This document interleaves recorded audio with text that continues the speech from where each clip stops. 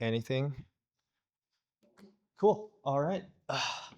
Hersh, right? Yeah, Hersh. Hersh. Nice. EulerLagrange. Where are you from? So I live in New York right now, Uh-huh. but I grew up in the Chicago area Chicago. and went to the University of Illinois.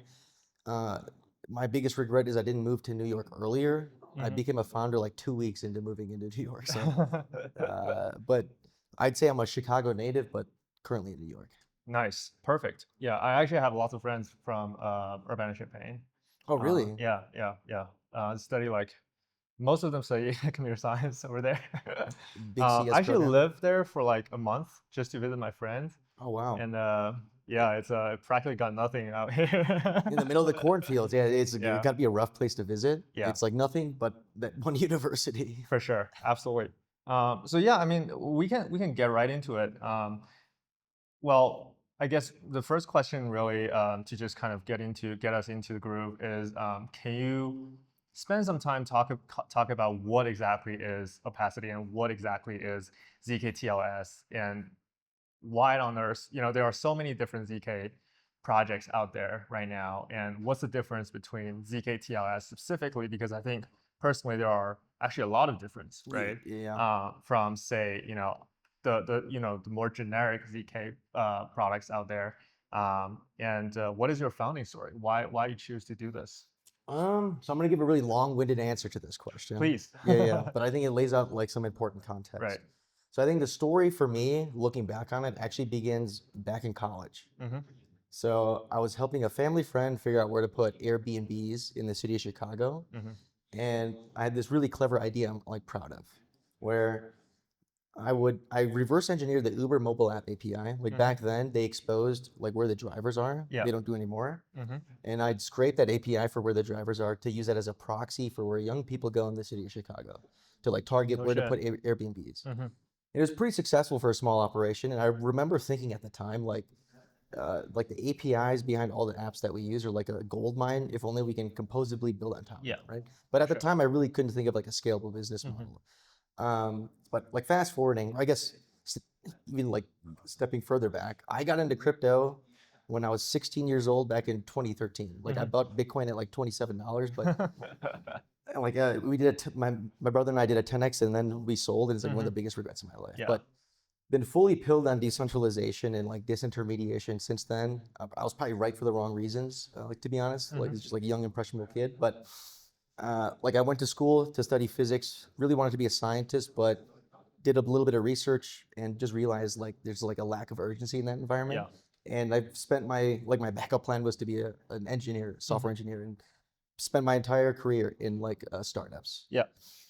But I guess coming back to the zkTLS part, so I was the first engineer at this company called Demo. It's like one of the bigger deepen projects in the space today. It's like Helium, but for like vehicle data. Okay. Cool. Like is a simple way to describe it. And like there's to get people connected, there's like a hardware device that we worked on that you can plug into like the diagnostics port of your car. And I was trying to think of ways to like speed run getting users into the system because like hardware doesn't scale. And at the time they had like the chip shortage too. Yeah. So it's like the hardware. Is it during like pandemic or something like that? Yeah. Okay. Like on the tail end of the pandemic.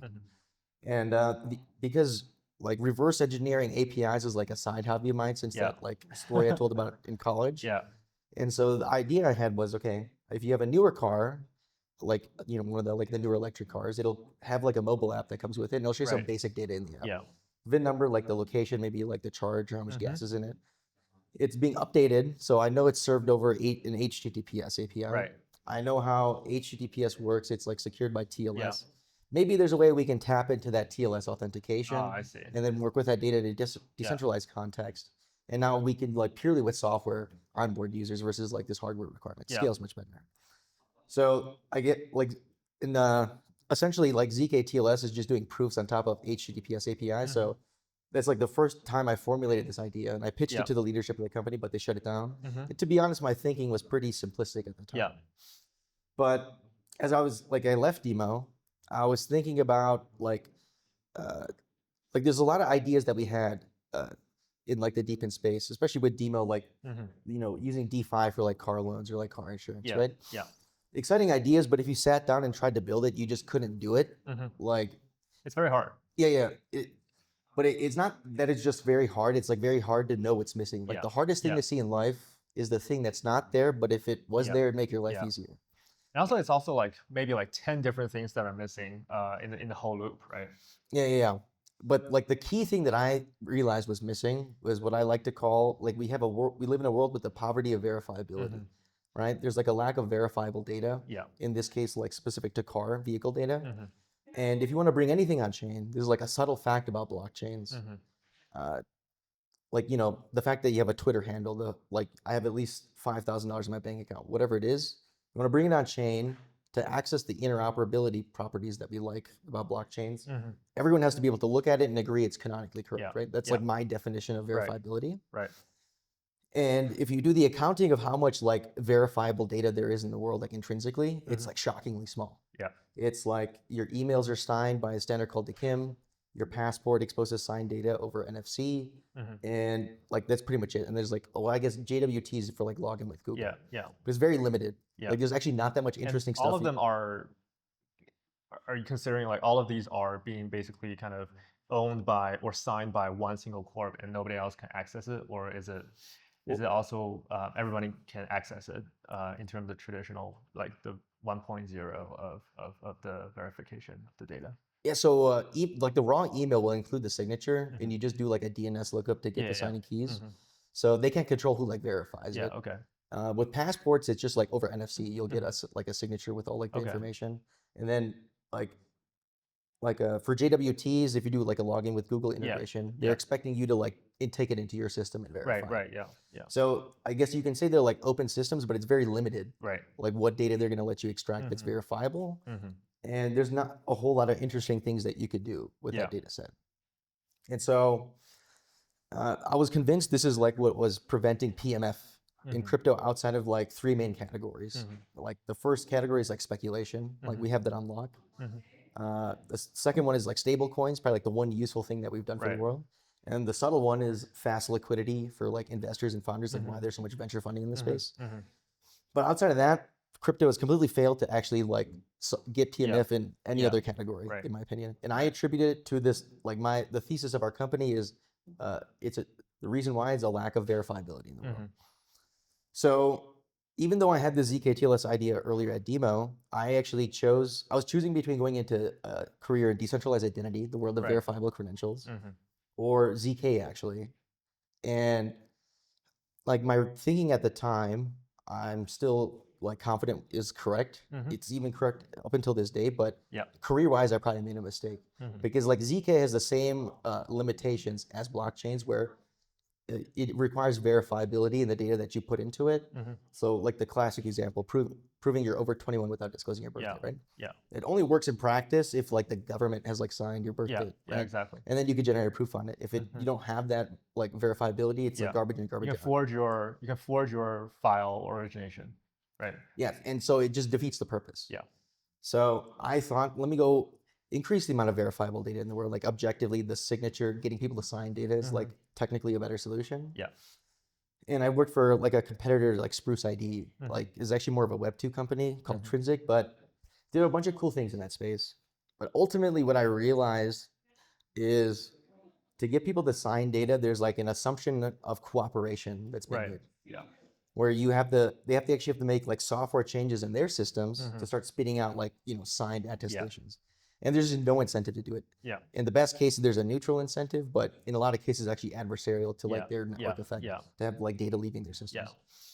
And so, like I think that route is a bit of a dead end, or it's like you can't really start with that one. Like trying to convince people to sign data. Yeah. There's just no incentive. Yeah. So I got really obsessed with zkTLS. Can we just piggyback off of existing APIs, the security infrastructure around the existing internet, because then you bypass this need for cooperation, right? They already expose a lot of useful information over APIs that are used in like the products that we use all the time. And so I went down the rabbit hole of like, how do you make, like generate proofs on top of these APIs or like HTTPS with enough like security guarantees where you can bring it on chain. It's like a bit of a sad point, but HTTPS is like a weak form of verifiability. So if I like, what I mean by that is like, if I make the request to my bank and I get the bank balance, I know it's like legitimately came from the bank. There's like no one in the middle. Yeah. But if I show that to you, it's actually all bets are off. Yeah. It's either I made that response or Yeah. the bank made it. Yeah. And the fact that I have the ability to like fake it, we can't use that in a Yeah. blockchain environment. And so I went down the rabbit hole. How can you like potentially solve this issue? And I came to the conclusion it was impossible. Actually, it's like I could give you a convincing line of reasoning for why this is an impossible problem to solve.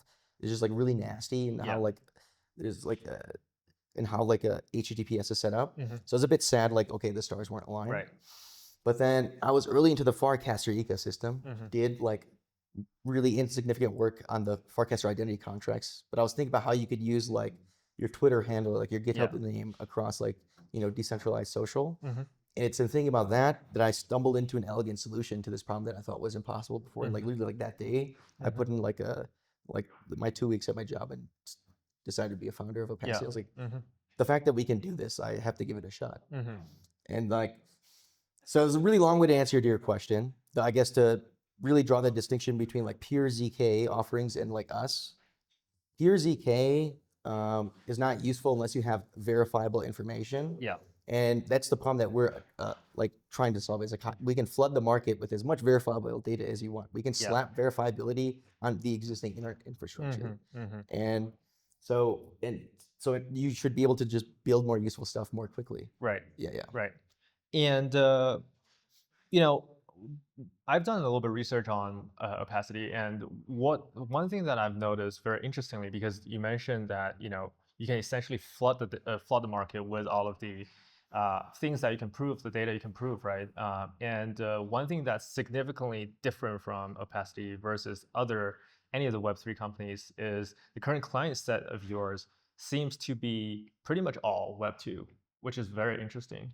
I guess the nature of their business being sort of more Web2 native versus, we're kind of like on-chain DeFi or on-chain whatever, right? Yeah. Is that kind of like the original strategy? Because one thing that I'm quite interested in is how are you able to convince sort of these Web2 founders or people that are looking into building in Web2 this technology of Web3, right? The technology of verifiability, and how are you helping them to understand the value of crypto, the value of blockchain in their sort of current Web2 eyes? Because as a founder myself, all of the Web2 founders I'm talking to, when you're pitching them, Web3, they natively just think, oh shit, it's a scam. It's like pump, pump and dump, and they kind of shy away from it, right? What is your thoughts on this sort of area, and how do you guys kind of conduct BD and find the prospect projects that you go for? This is a good question. So I'll answer this in two parts. Like I guess the question of is our current client base like are they crypto companies? Are they like Web2 companies like using some crypto primitives? Is an interesting question. I get into this argument actually quite a lot. People accuse me of not being a crypto company, which is interesting as like I've been in the space since I was like 16 years old. I mean, when I look into it, it does not feel like you guys are building a Web3 company, and it feels more like a traditional tech actually. Because essentially you guys are saying here's a TLS protocol, here is HTTPS protocol, and we are adding some verifiability to that piece of data instead of we are proving everything. We're proving transaction. We're proving we're getting data from the mempool. We're getting data from blockchain or whatever, right? Which is kind of like a mind fuck actually. Yeah. And it tricked me for a little bit too. Like I don't. There's a question of how do you define being a crypto company? Does it like does everything have to be on chain? I'm sure the DeFi people would say yes, but what I would say is I got excited about crypto early on because like a lot of the predatory value extraction that happens in like big tech today is because they're intermediaries in like some market, right? Like Uber's an intermediary between like riders and drivers, so they can just like take a huge fee. 40%. Yes, it's absolutely last insane. night. So I think one of the big goals that we had for crypto early on, I don't think people like articulate it as much these days, is the ability to like be more like user-owned networks and disintermediating markets, right? Yeah. And I would argue that all, like in our ecosystem, the companies that are building are all disintermediating markets. Yeah. So we satisfy, like we end up at the original goal that we had for crypto, but like the approach is like radically different, granted. So we're like we're definitely like somewhere in the middle. Yeah. But it's like a compromise in being able to like actually move quickly and build useful stuff.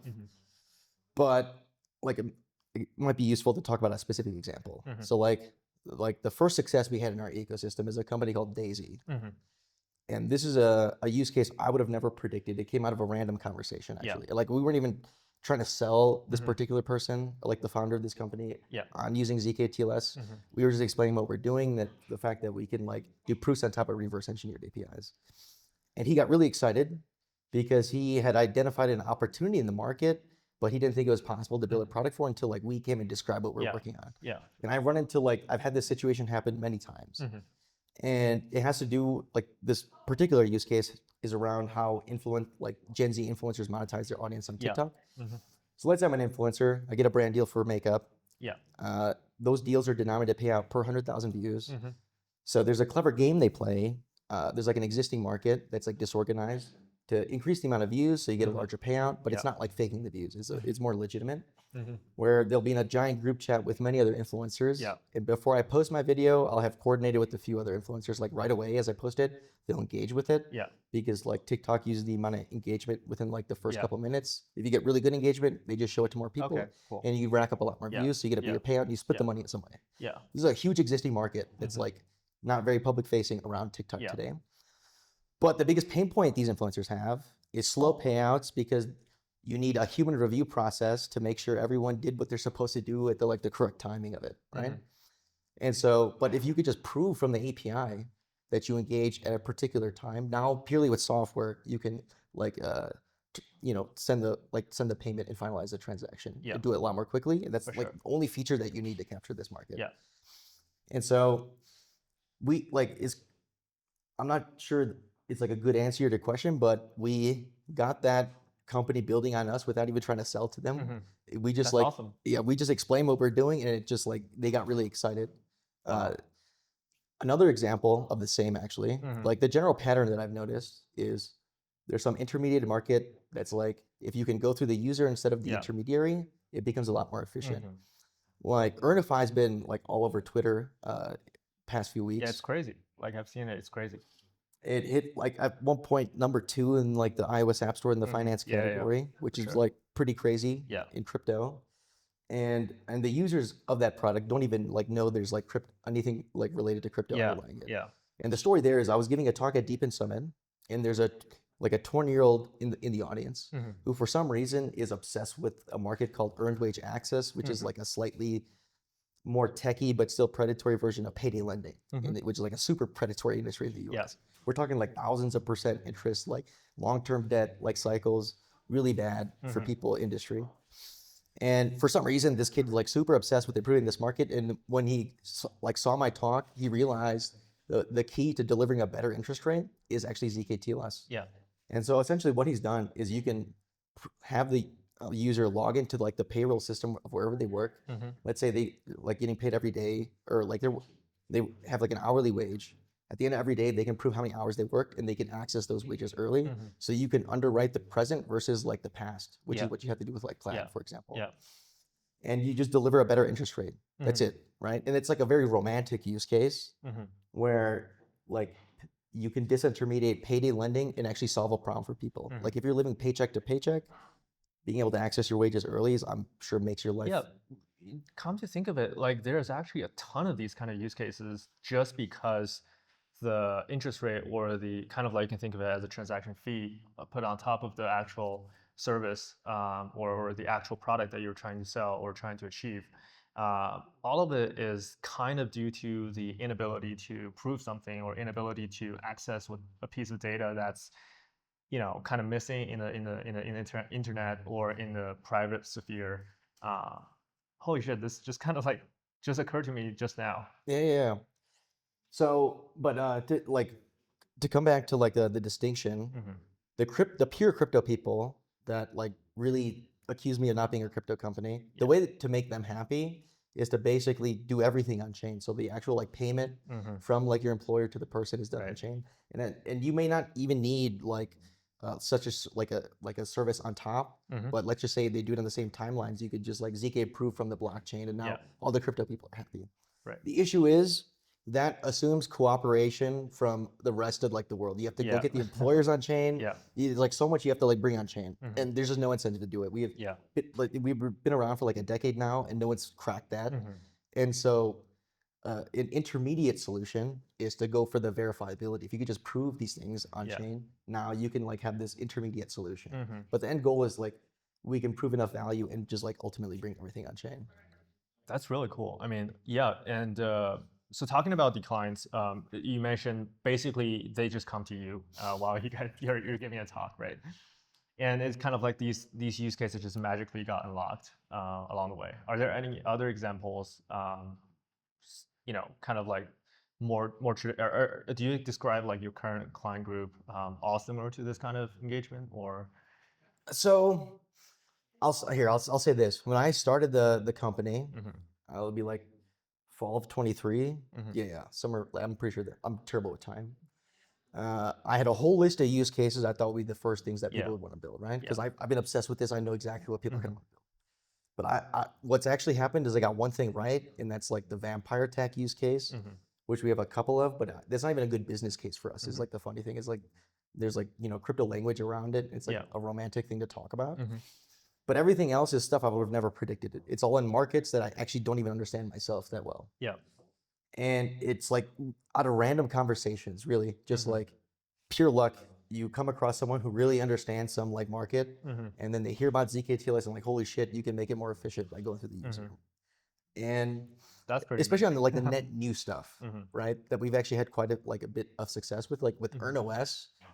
They recently launched. They like onboarded like we're talking hundreds of thousands of users, right? In like a campaign for Uber to like vampire tech Lyft essentially. And it's like super cracked product team. And when I got connected to him, he'd apparently been trying to build this company before zkTLS was like in the zeitgeist. And it was like very hard for him to get like like any investors interested, or like people didn't think it was like you could actually build it, right? Until randomly like our team like starts building, and like zkTLS becomes a narrative, and holy shit, this is like the missing piece I need to build like the EarnOS product, which is like a like more of a targeted advertising for brands to like users. And so we do very little outbound, funny enough. This is something we're going to ramp up soon here. A lot of there's like some really big deals that we've signed that I'm excited about, but unfortunately they're under NDA. We're talking like huge activations in the amount of users in certain categories, but a lot of the stuff is inbound right now. We do very little outbound, and it's a lot of inbound. That's healthy, right? It's kind of crazy because I've been obsessed with this for years. No one like people thought I was crazy. Like they were really skeptical that this was actually very useful. But then we just like proved out that you could actually do useful shit with it. And now it's like people just come to us. Yeah. Yeah. How many clients do you guys have right now? Well, it depends on how you define it in terms of like who's in production versus like who's in the middle of integrating. I'd say in production, we got like probably like 4 or 5. Well, I'd say 5. And then in the integration is like like probably like in the tens. And then in terms of the BD, like our like CRM is like 400 entries of like people that we talked to. Nice. Yeah. Being kind of like a restaking focused channel or platform, obviously I want to talk a little bit more about restaking. Opacity being one of the really early sort of a few heavy hitter ABSs that's being launched to EigenLayer. I want to hear your thoughts like on why what does restaking mean for Opacity? Like why do you guys choose to even consider sort of the option of restaking? And my speculation is, it sounds like being integrated into EigenLayer, was the amount of help or the starting, the starting kit for building kind of like off-chain networks. Obviously, a big portion of the Opacity is this decentralized off-chain network that's constantly verifying, monitoring and generating proofs, right? It kind of, my theory is it kickstarts your path to find PMF and essentially kind of shortens the length of go to market, right? Yeah. What would you say is the kind of like the key, the reason why you guys even consider restaking and what it means for Opacity in the past, now, and in the future? Yeah. So like in the story I told, like for the longest time I thought it was impossible what we're doing today. And it turns out in terms of like the security of generating these proofs, the best you can actually do is economic security. You can't like do pure cryptographic security to your certificate authority. It's impossible unless we have new ideas in cryptography. And so it's more than like we're using Eigenlayer as a bootstrap mechanism. I actually plan to stay there very long term because shared security is going to be cheaper for our protocol than native token security. I probably could have raised a much higher valuation if you throw an L1 in there. Right? You just justify for sure you're gonna have a higher valuation for sure. But I actually don't want to build that. I think like I'm a big proponent of like simpler system design. And so you can like run a cheaper service actually that's more scalable with shared security. If we had a native token, you'd actually run a much higher inflation rate just to keep up the incentives. Like a good paper by Tarun on like the economics of like shared security. And so I plan to stay there long term. It is literally the perfect solution for us. Like I remember we did a podcast with Sri Ram like a few weeks back. It's funny. Like he has a similar experience to me. When he like had the idea for like, Eigenlayer as it is today, he never thought zkTLS would like take off in the Eigenlayer ecosystem. And I'm building on Eigenlayer, and I have things that people are building that I would have never like predicted that are like taking off as well. And so Eigenlayer is the perfect solution for us. They also like the support that you get from the team is really great, and it's just like makes it easier to like the development timeline is a lot more like clean. You could do things a lot more quickly. So are you guys not going to have a token at all, or are you guys like planning to have a token? And very common trajectory for a lot of these ADSs is since all of them are pretty much very early on and non-token projects so far. They sort of start to adopt kind of like shared security first, using ETH, using whatever like blue chip tokens, and then they gradually shift to using their own token to bootstrap utility. Thoughts on this area? What's your guys' take? Well, so like I said, like the researchers show it's always gonna be better to use shared security. And so it's more, I'm guessing it's more of a VC-led thing, like the need to like bootstrap and then lead with your own token because it's more investable for VCs, right? Like a big part of the reason we have a lot of VC funding in this space is the fast liquidity part. And I would actually argue Eigenlayer, like the primitive is a lot of protocols should be built on that versus doing in their own token. And it does get rid of the need for a token, which may not be like a bad thing. It could be a good thing for this space.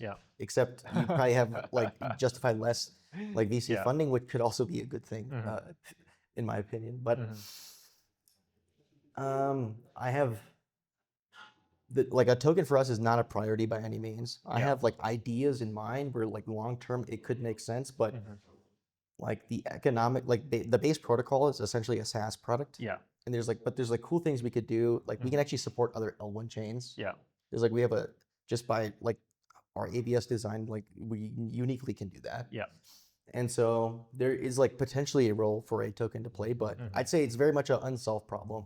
I mean, for most of the token in our space, they don't really have any utility, right? They just like basically just launch a token for the sake of launching a token. Fast liquidity.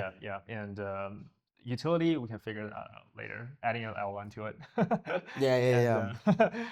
I'll say this: the moment we launch an L1, just know that it's like over for the vision of the company.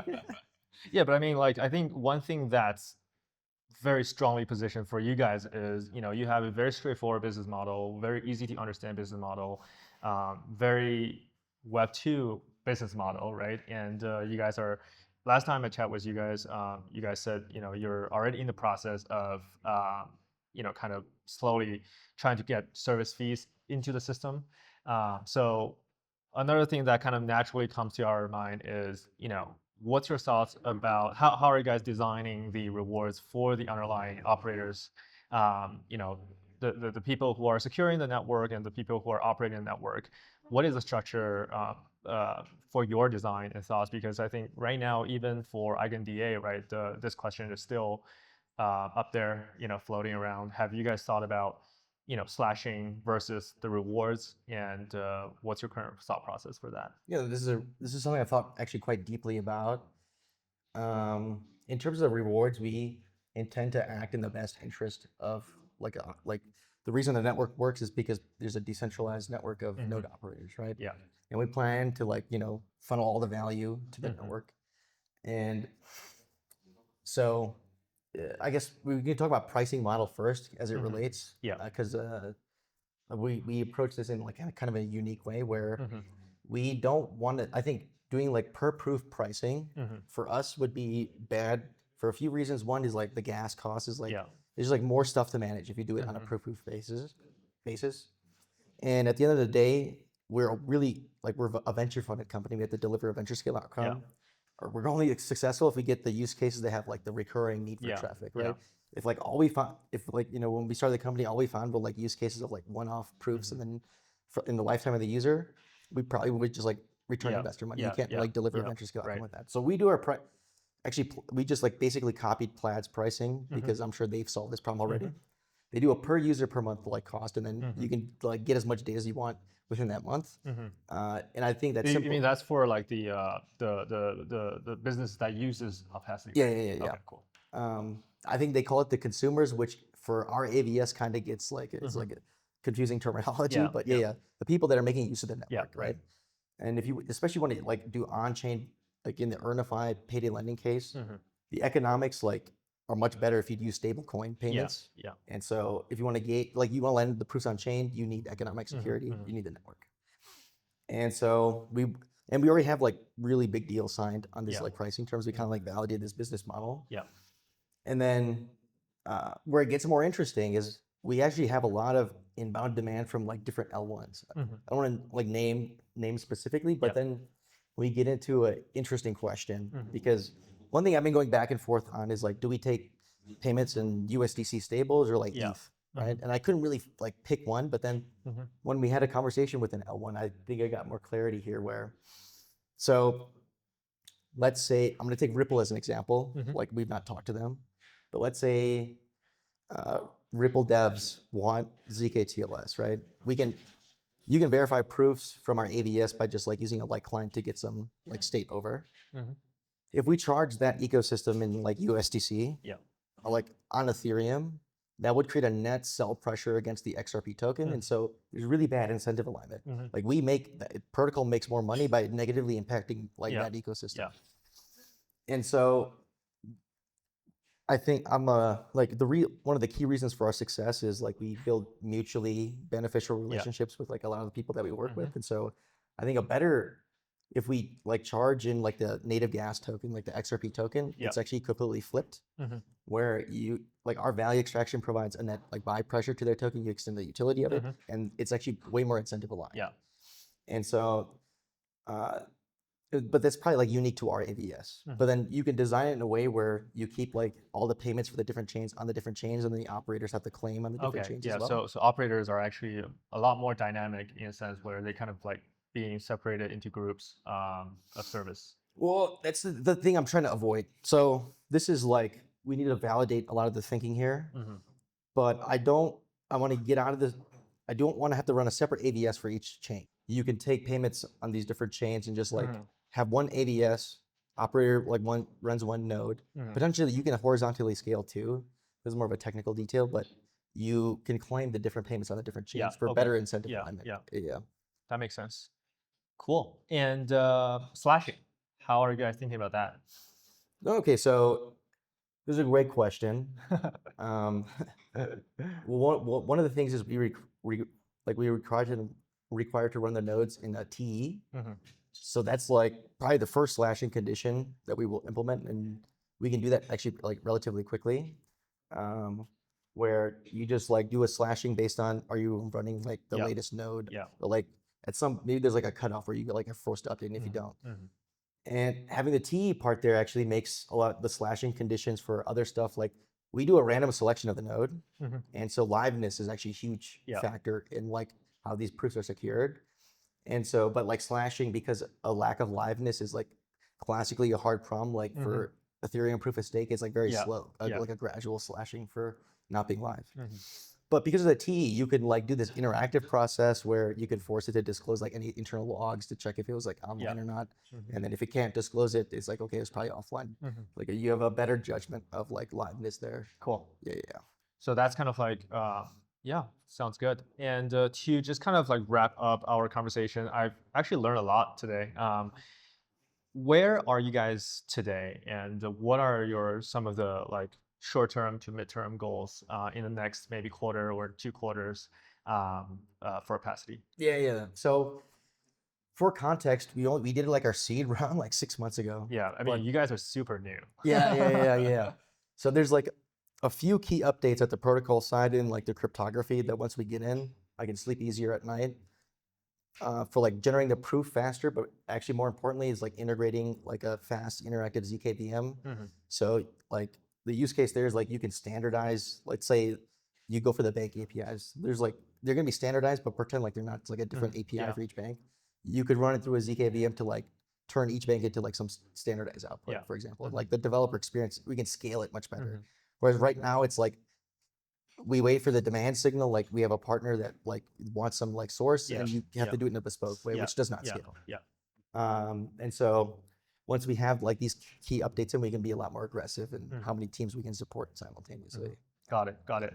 And for people who are interested in Opacity, how can they sort of participate? You know, whether they're like people just who are interested in the protocol, or people actually who want to build on Opacity. How can they reach out? How can get in touch? Yeah, so I'm perpetually online, so you can hit You me are. up. Yeah. You can hit me up EulerLagrange on like Twitter or Farcaster. Actually, I prefer Farcaster. Big Farcaster, like super Farcaster pill. DeWolfie and like Pablo are BD guys. More than happy to have any conversations. I actually love just like talking about use cases with people. So anytime, anywhere. And then we have a podcast called like our own podcast called the Rubicon Podcast, where we will gonna bring on people who are like building on top of us. Yeah, that's really nice, by the way. It's really high quality. Yeah. We are working with a team like Connor, who's like in the deep in space. He's like does a few podcasts. They like took care of everything for us. It's like really kind of spoiled. Actually, if it was up to me, it'd be a really cheap podcast. But we're trying to promote this narrative of using like crypto to like do useful shit in the world. And so if you want to keep up to date with all like the stuff that's going on in our ecosystem, like the Rubicon podcast is a good source as well. And I shit post a lot. So just follow me on Twitter, and you'll get an onslaught of tweets from me. Perfect. Well, thank you so much, Hersh. Yeah. And, happy to have you on to talk more about Opacity. And I think, all of our audiences will be super hyped to have you. Yeah, great chat with you. Yeah. Thanks for having me. Yeah, Absolute perfect. pleasure. All right, cool.